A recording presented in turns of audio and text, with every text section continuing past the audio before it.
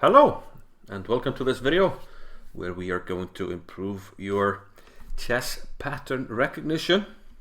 And we're going to do that by looking at one of Magnus Carlsen's games.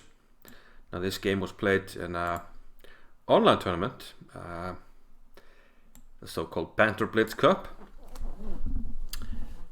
You may have seen it. And Carlsen was playing against Shannon Shukirov. Now this match he won, well, in convincing fashion, 9-0. But I think the most instructive moment came in this game, where Carlsen had black and it was black to move, and he played a tremendously nice winning move. But he did play that move almost immediately, which was even more impressive. But what enabled him to play the winning move so quickly? Well, that's what we're going to dive into. If you want to have a crack at it, go ahead, pause the video and try to solve it. But if you don't, we're going to learn anyway what comes together here to make this beautiful tactic. And after we sort of analyze the pattern, we will come back to this and see the move. So the first pattern that we're going to learn about, and we're going to set up the position here, and this queen that I just put there is very important indeed. It's going to be this undefended queen, which is kind of the key of the pattern. A knight on f4, very important. Let's get some pieces so that we have well, more or less equal material or a normal looking position. Although sometimes it's better to have fewer pieces just to show the theme. But if we have a position like this, probably would have more points on the queen side. But okay, if we get a position like this, undefended queen on d2, and we get this queen on g5 threatening a mate on g2, this game is over. This pattern here, the queen and the knight, it's very strong. Because if you play f3, which would defend the mate on g2, then we have knight h3. Discovered attack, a check and a discovered attack. So the queen is under attack on d2, and they cannot be prevented because it's check to the king, very simple. King moves, take the queen. So there's no, if we had the bishop, if you could put a bishop on f1, it doesn't matter, we still have knight h3. So the fact that the queen is undefended is always very important if you get this pattern. One thing I would like to add about this pattern is if we have a queen on c1, and let's adjust the pieces a little bit, and yeah, let's put the rook down here somewhere, and we have a similar position, black to move and place queen to g5. Threatening mate. Actually, this was not a good example. The queen is undefended, but actually the queen could move to f1, so we need a piece somewhere on the first rank to demonstrate the pattern. Let's have a bishop maybe on e1, for instance, just to demonstrate the pattern. So here, the undefended queen on c1 is white's undoing, because there's no more queen f1 here, important. But the undefended queen, very often it can't go to f1 anyway, but if it's undefended, it's gonna drop. So bishop f1 or playing g3. Once again, we have knight h3. If I can get that right, let's get the knight back here. Knight h3 or even knight e2, and the queen on c1 is going to drop. So yeah, kind of a variation of this theme. So this is basically the skeleton of our theme. But let's now move into some examples, some practical examples, so that you will, better see this theme in game-like situations. And let's load up the first example. Let's flip the board. It's white to move, and he played the move rook f to e1, leaving the bishop on f4 undefended. The white piece is commanded by John Cochrane, who invented the Cochrane gambit, I believe, but that's outside our scope. And he leaves the bishop on f4, and black took the bishop on f4. But what happens now? Of course, queen g4. The bishop on e5 was defending the pawn on g7, but now we're threatening mate because the bishop is no longer defending and the queen is undefended on d7. We can give this check and pick up the queen. So very, very nice tactic there by Cochrane, and we're going to move over to another example, and it's Efim Bogolyubov, who you might have heard of. You might have heard of a little opening called the Boko Indian. That's named after Efim Bogolyubov. He had the white pieces here, and he played knight into f5. Our strong knight. We know this knight can be very, very strong. And black thought, well, it looks fine to take on d3. You get the bishop pair, and if we take back, we have a strong bishop on b7. We have the bishop pair, and yeah, some prospect, but the problem is we don't have to take back, and our theme, utilizing the undefended queen and the mate, queen to g4, after knight h6, king g7, we win the queen. Cheerio. No compensation, a nice combination there.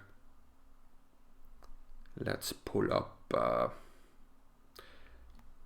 find an example with the queen on c8 or c1.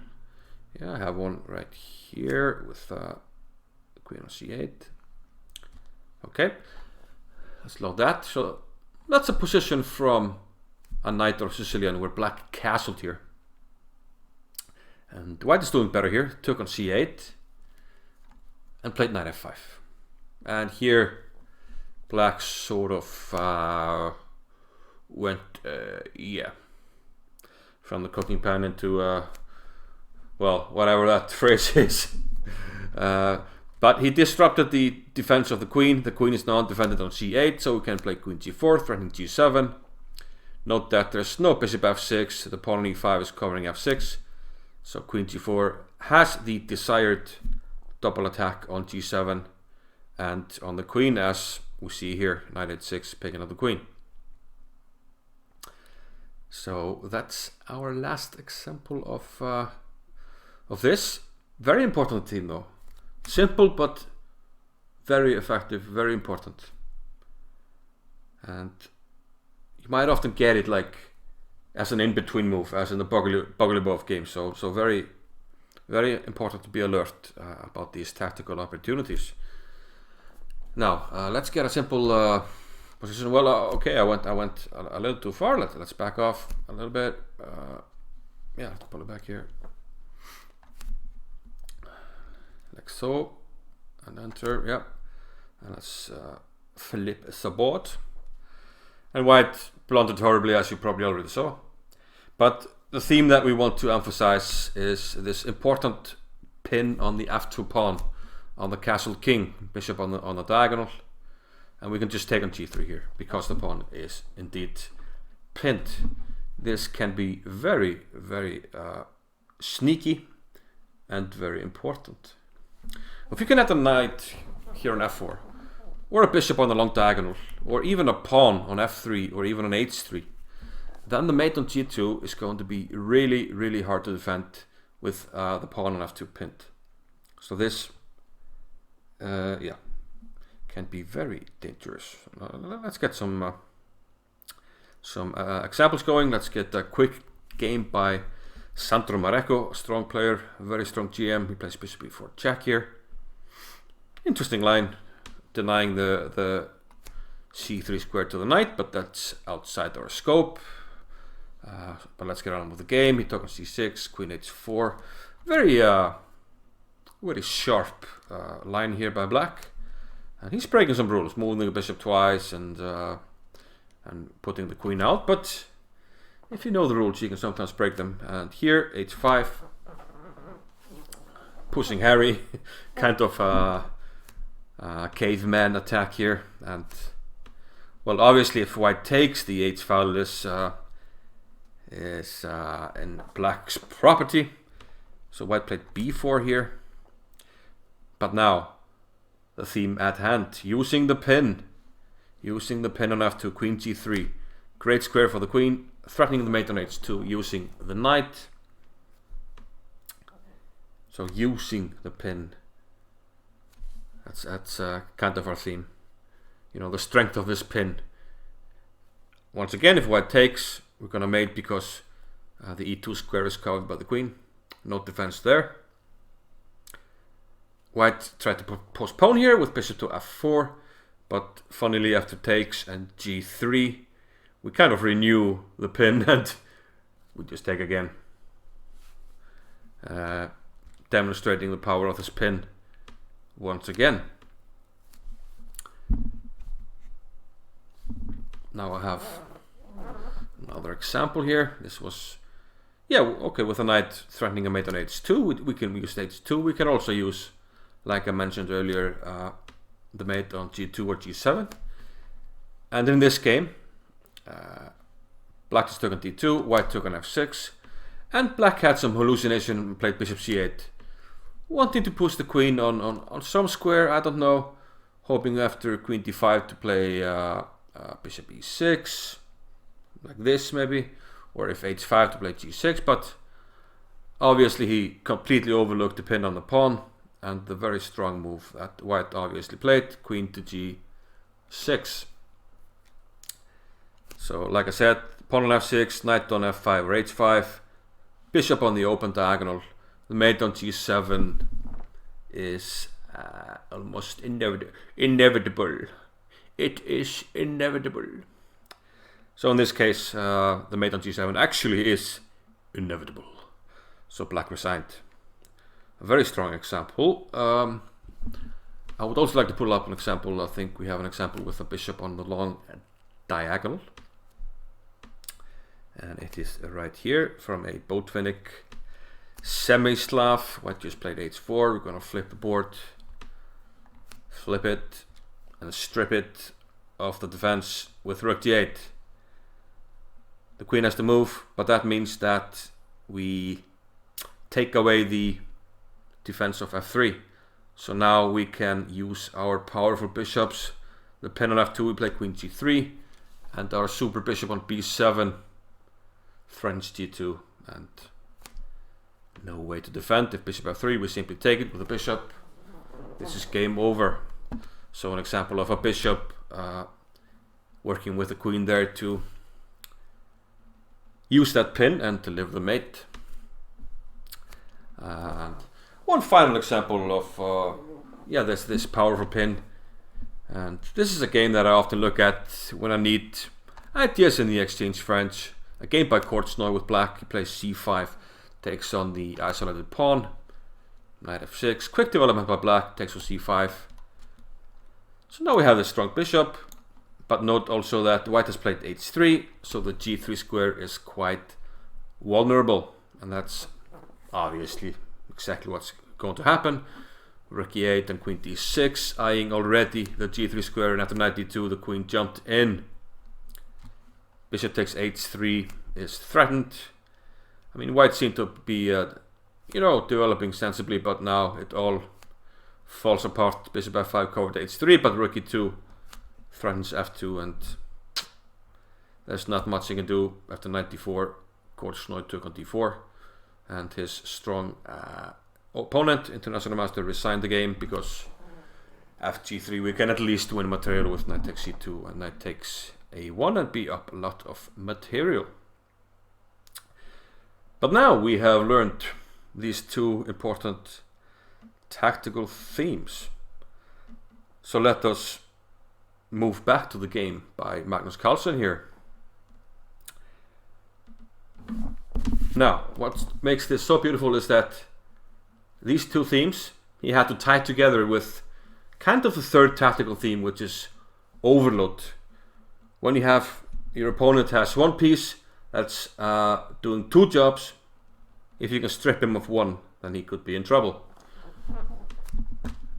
And that's precisely what happened in this tactic. So pieces with too many things to do. Let's identify them. The knight on f7. What does it do? It covers the g5 square, so there's no queen g5. It also covers the knight. Okay. The pawn on d4. It's closing the diagonal, preventing things we know now. It also protects the knight. How do we combine these two pieces overloading? They have the same overload problem on e5. They're both defending e5. So we take on e5. Rook takes e5. And I just think this is a super fantastic example because you take with a knight, we get our theme queen g5, undefended queen on d2, mate on g2, you can't defend both, like we've seen many times now, knight to g4, knight takes h3, and we take on d2. And in the game, after rook takes e5, Shukirov took with a pawn, but this opens the diagonal, and now we have our other theme, the powerful pin on f2, and in this case there's a knight combining with the queen to attack g2, and there's no way to defend that. So a fantastic example by the world champion, and I really like it when we get examples like this, when we can show the patterns in action, especially with these strong players. And yeah, fantastic. I hope you enjoyed it, and I really enjoy when I can, bring you instructive material like this, and I hope you show your appreciation, and I hope to see you soon. Thank you. Bye bye.